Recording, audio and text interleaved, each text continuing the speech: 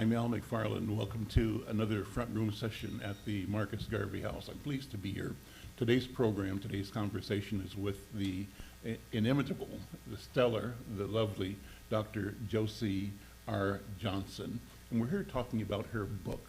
The book is called Hope in the Struggle. It's a memoir written by Josie R. Johnson with Carolyn Holbrook and Arletta Little.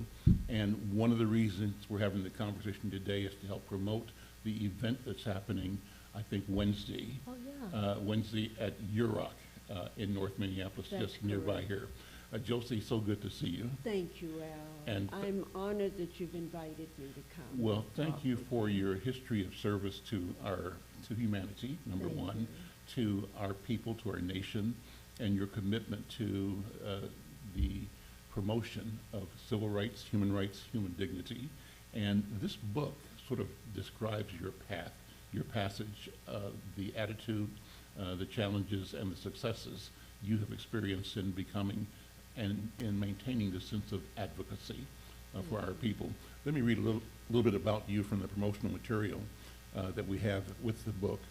Born in 1930 in San Antonio, Texas, Josie R. Johnson has been an educator, activist, and public servant for more than 7 decades. Along with her work for the Urban League and University of Minnesota, she has been office manager, campaign manager, and chief of staff for multiple political campaigns and public officials, including campaign manager for the first African-American Lieutenant Governor of Colorado and co-chair of the African-American DFL caucus in Minnesota. She holds degrees in sociology, education, and education administration, and she lives here in Minneapolis and continues to serve our community, advocating for equal rights and social justice.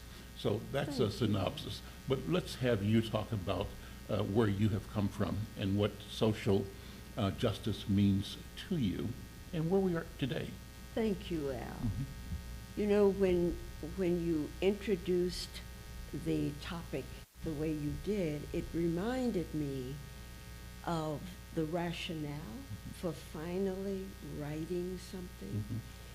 For decades, our young black millennials have asked me, why do you stay in the struggle? And why do you continue to have hope when there are so many negative outputs of what we're all struggling for? So it forced me, Al, to stop for a moment because I realized at 88, having 3 great-grandchildren that I would love to be able to pass on information and talk to, I may not be around long enough for them to hear what great-grandma has to say. And so to be able to write something meant a lot. And my 2 team members who were there from the beginning and really urged me to do this and continued to give me confidence that what we were doing was going to be okay, it meant a lot. So I thank you for giving me a chance to kind of review a little bit about it.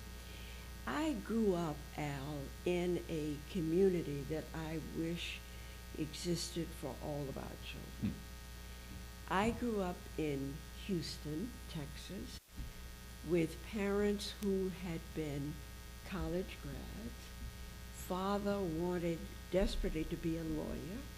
And of course, when he graduated from Purdue, one of our historic black schools in Texas, in 1926, there were no graduate programs for black people.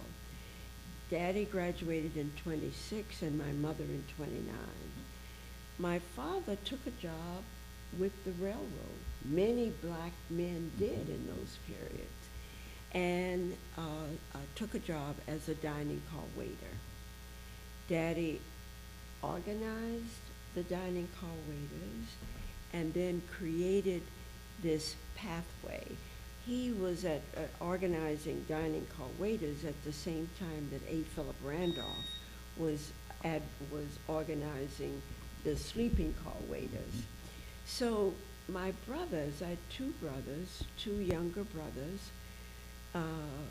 We watched my father organize. We would go to what was called the office with my dad in the black community in Houston, listen to him. So we grew up in an environment of activists, and it was natural. My mother was very involved in educating young children and helped create nursery school curricula for children. So the people in our community, the people who were college graduates, doctors, lawyers, ministers, people on the street who hadn't had the same success that many of our people had, would say to us, I want you to do better than I've done. I want you to study, I want you to do well. And they gave us sort of that love and respect. The people who had had the opportunity to go to college and do things would say to us, I expect you to go to college. I expect you to do well. There was no excuse. And so we grew up knowing that we were getting lots and lots of pats on our back, and that we grew up in an environment that loved us. That's what I think our children miss and wish we could instill that. I love you, I believe in you, you are great, keep it up.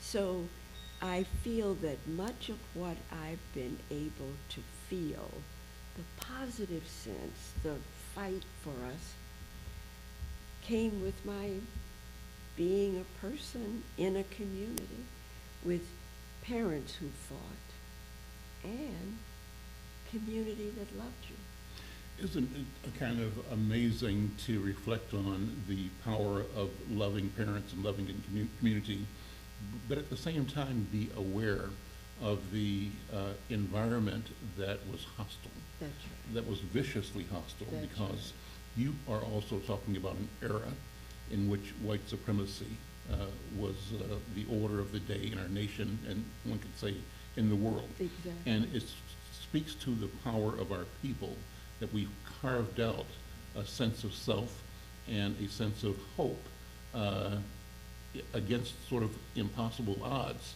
but we won. Absolutely. But describe that. How did you understand and sort of stay within the flow of healing and protection that your family provided, even inside a larger environment that was patently hostile towards black people? Absolutely. You know, that is such a good question and such a good conversation piece, because it's what we need to remember and return to.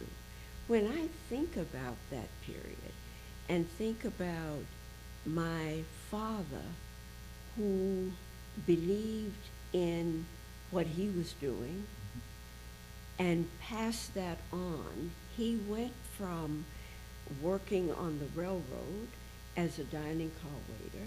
He was the first black manager of a housing project in Houston, and we learned early his respect for the people with whom he worked and for the tenants in the housing project.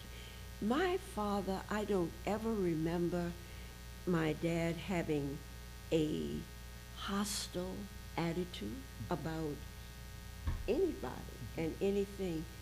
And most of the people with whom I saw my father interact called my dad Mr. Robinson. So it was kind of a sense of pride that we could feel in the community. The work he did engaged all of us. My brothers and I were engaged in the work that my parents did. Early on, Al, my brother next to me became very politically active after graduating from Fisk University in the field of business. He became the first black city councilman in Houston. My younger brother became a lawyer and was the first black male lawyer in the field of nonprofit housing. So our parents in our community, you didn't think that was unusual. That's kind of what's expected and what you do. And black people, I don't ever remember as a girl feeling that I had to be subservient or had to behave in a particular way as a black young girl. Our community had on Juneteenth, you know, the creation of the celebration of the emancipation, right? Emancipation was 63, this was 65, that Texas decided it would honor the Emancipation Proclamation. So I remember my mother saying to us, if you can't go to the city park whenever you want to, then you can't go on Juneteenth because you are better than that. They can't honor you in a way that isn't truly the way they want you to feel honored. So it was another thing that stands out with my mother. We went, when I was a sophomore, went home that summer. We went to a department store, and a young white sales girl came up and said, "What can I do for you girls?" And I was so incensed. And I said, "You may call me a girl, but my mother's not a girl." That's right. My mother said, "Never let anyone reduce you to their level." That was a real lesson, because I then allowed myself to be reduced to this young white girl's level. To react to her. To react to her. And so I think we were blessed in the sense that they were proud of who they were and demanded it without, I never remember being angry about white folks' treatment, because my parents wouldn't. They made you feel important and positive and doable. Was part of that, though, the reality of segregation in the South and in the country? Because our communities were massive, they were intact. I think you probably describe a community where the doctors, the preachers, the lawyers, the mailman, the people that provided all of the regular services were in the neighborhood. Exactly. They were our people, That's right? And everybody knew everybody, and we used to talk about how if a child was errant, it was expected that whoever observed errant behavior was enabled and authorized to correct. Exactly. And then you tell the parent that your child was out of line. That's right. And the child's in trouble when he gets home again. It's a story. Exactly. It's that kind of environment that I say, and I don't mean to place a large part of the blame for having lost some of that on desegregation, but it's the kind of thing, Al, that we believed as a people that we had value, and we didn't allow, I don't remember allowing the majority community to reduce me, because my parents, the community, kept us up. And as you indicated, they loved us, we loved them, we were in the community. Our family doctor, for example, said to me when I graduated from high school, going to Fisk, and he had been a Fiskite and a Meharry grad, that he expected me to go to Fisk to study the subjects I needed to go to medical school, And then he wanted me to come back and take his business. Ah. You know? Okay. So it was that Sure. kind of environment. It was, we knew our history. We knew the oppression that white America had put on them. We knew the fact that my dad couldn't do what he wanted to do when he wanted to do it, but it never stopped him. Right. He went on to do the work that he could do for our community. So we, you know, I keep thinking that if we could communicate clearly with our children, tell them the history of us as a people, and give them that sense of from whence we've come. I keep saying, if they knew the history of their African ancestry and the power that that generation of people, those generations of Black Africans had in believing and not allowing white America to destroy them, if we could return to that, tell our children about it. Just think, our ancestors came to this country in chains, speaking several languages, practicing many cultural rituals, and had the sense that they could, on the plantation, take care of their children. Read, in spite of white America keeping them from. Young Black kids having some role models that said, you can be better than they think you can be. And that's a part of the training that I think we need. Our children don't know from whence they've come, and we've got to teach them. We elders, my generation, your generation, must not allow America to do what she has tried to do. That's make us afraid of our own children. The fact that we don't stop and talk to them, as you say. Growing up saying, don't do that. I never will forget, and I think I share it whenever I can.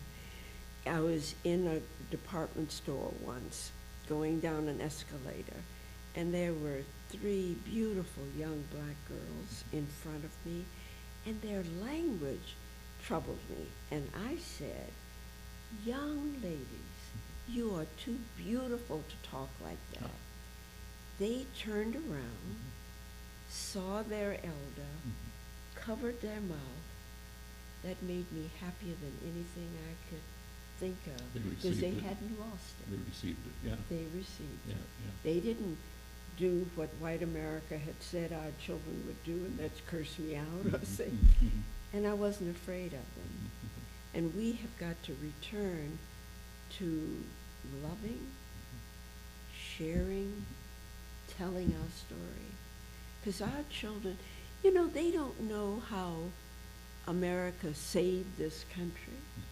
The Our Africans saved the country. Our Africans. Mhm. How the kind of creativity. They don't know any of that. Many of them don't. And it comes from us. You know, you mentioned understanding our Africanity, our history. Have you done work in your genealogy to Yes. connect? What have you found? Who is Josie Robinson? Well, my daughter, middle daughter, Noreen, does this work now. She's very involved in it. And one of the things she has done a lot of work on my paternal ancestors. My grandfather, I met my great-grandfather, who was freed as a slave at 13. So I had a chance to visit and meet with him. His son, my grandfather, went to 8th grade, this was as far as he could go, and became a minister, a Baptist minister, traveled all over Texas teaching black ministers the Bible and to preach.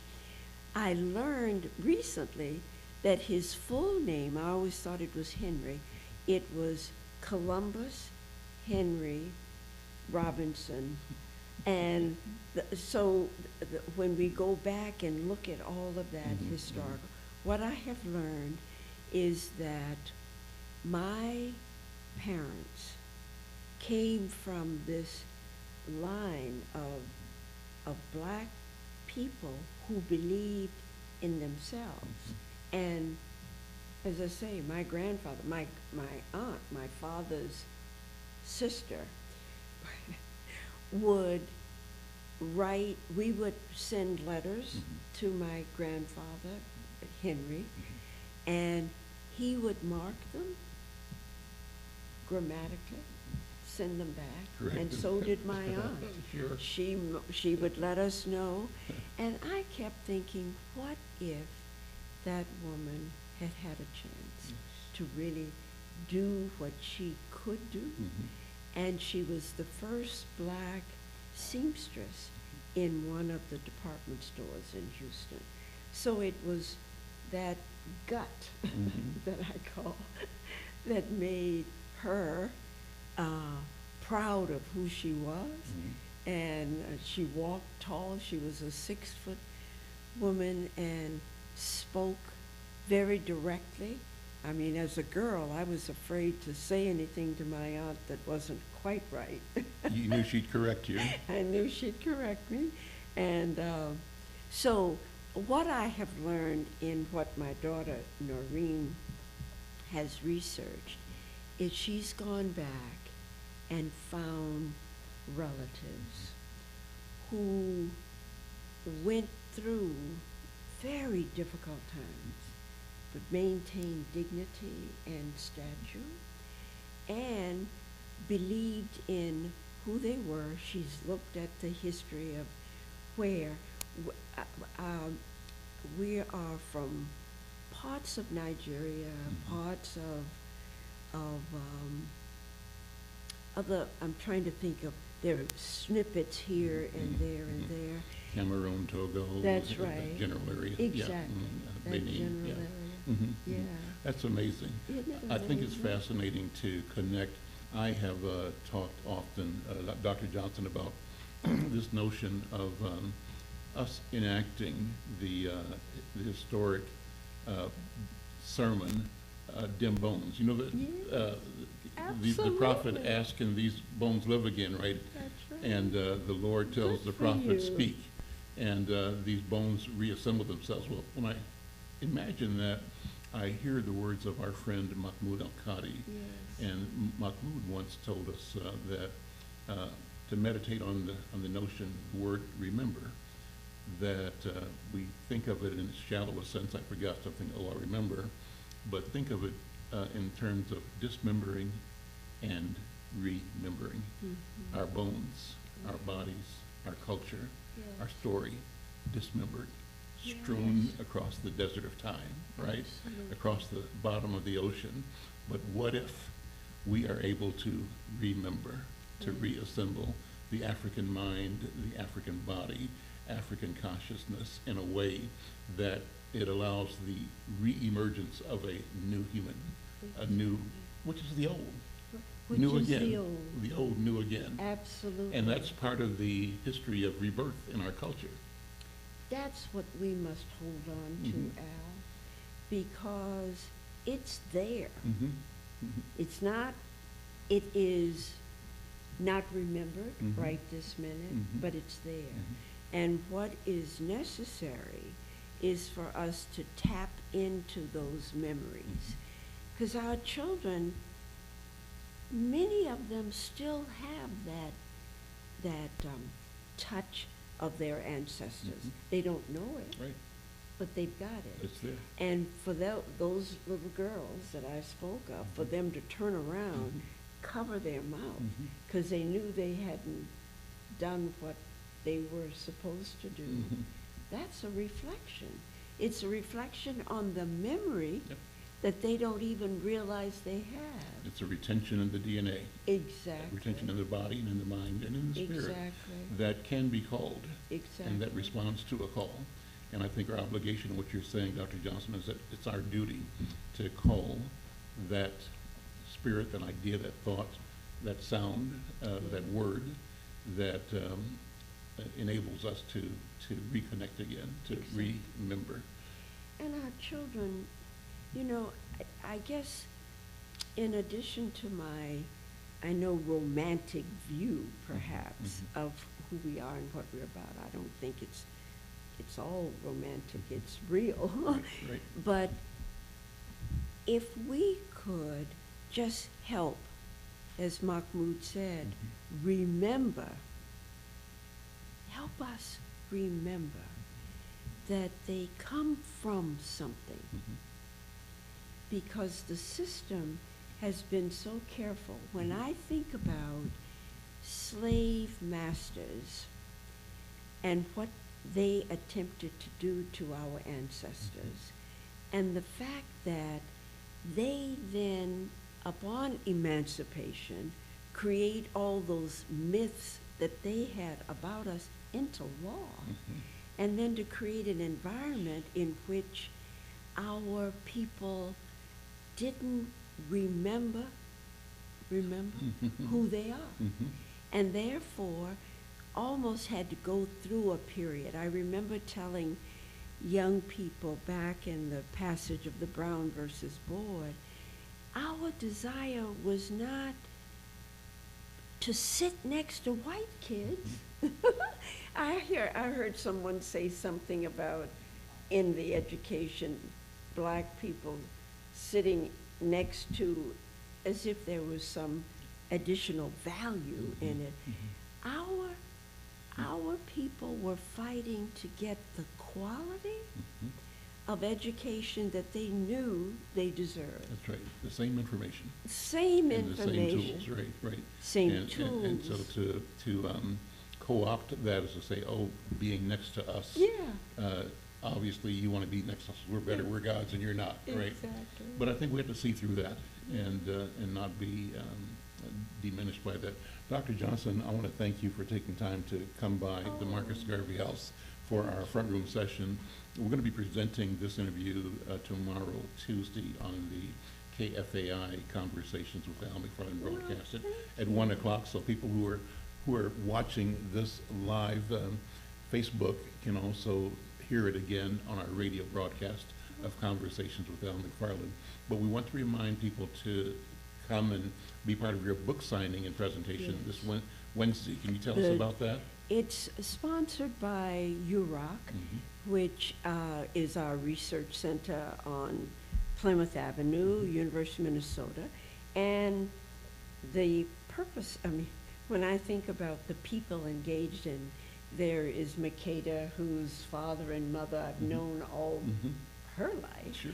And she's involved in community work and wanted us to come and talk about the work of the book, the memoir. Bill English, who's very much involved in Mhm. it, and one of our Jewish community members. So we want the community to come, Al, to talk about what do we mean by hope in the struggle, and we want our community to engage in conversation. That's what I'm hoping, that we'll say, what does that mean? Where are we today? Where are our children? Our children need to know who their ancestors are. Many of us are still around. We may not be here much longer, but their ancestors are here and committed to the struggle of our ancestors. Al, when you realize these were people